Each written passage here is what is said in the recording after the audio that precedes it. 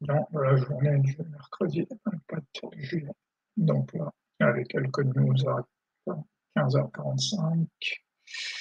Là, ensemble du calendrier mondial, pas mal de choses. Ensuite, au niveau des earnings,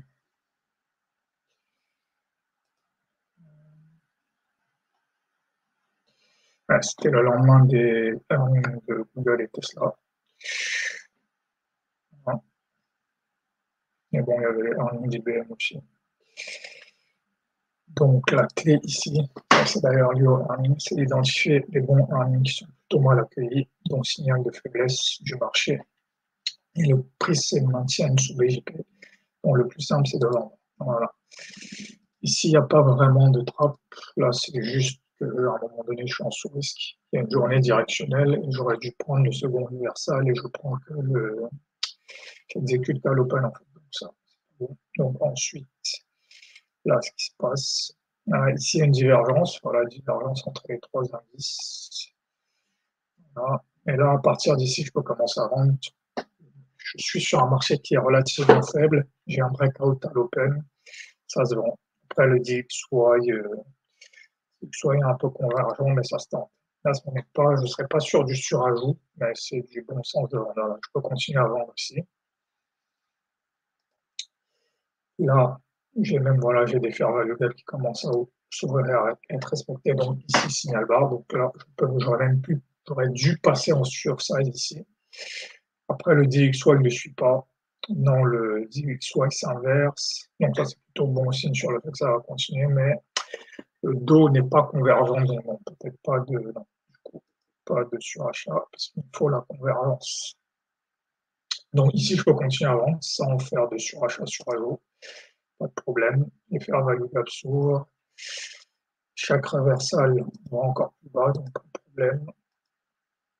Là, dans le saut, là, le problème des journées directionnelles, c'est juste de ne pas se prendre la tête, en fait. Se dire, voilà, à partir d'ici, à partir de cette barre ici, à 16h30, dès que ça monte, je vends. Dès que ça monte, je vends. Dès qu'il y a un bear flag, je vends. C'est tout. Donc voilà, on va continuer ici. Après, ici, on est quand même sur une semaine de PCE. Je peux me dire que là, peut-être qu'on va avoir un reversal. En plus, c'est en général les heures où ça se passe. Donc même si j'achète ici, je peux considérer que j'ai un achat ici. Voilà, immédiatement après, je dois inverser ma position. Pareil ici sur le dos, d'ailleurs, c'est intéressant. Sur le dos, ça ressemble à un triangle, à un début de hausse. Et donc, pareil, je peux acheter ici, mais dès qu'il y a cet avalement ensuite, là, il faut vendre. Voilà. Ensuite, là, bah, c'est terminé, il faut vendre jusqu'à la clôture. Donc, c'est une journée assez simple. Voilà, c'est ici l'erreur, c'est, voilà, je vends sur l'open, mais sur le second reversal ici, j'aurais dû vendre aussi. Donc, ça arrive. Après, le, le,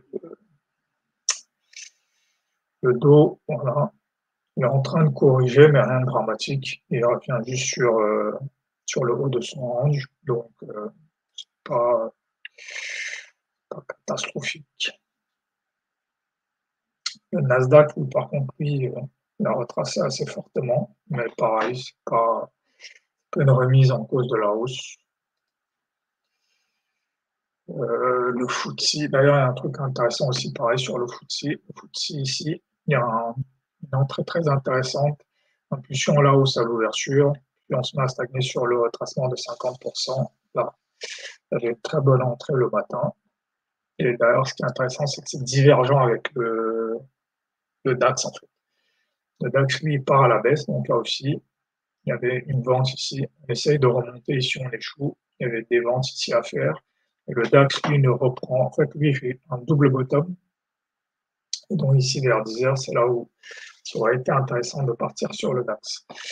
Donc voilà, pas rien de spécialement compliqué dans cette journée. Et le matin, il y a des bonnes entrées sur les indices européens. Donc commencez à observer ça pour, pour le futur.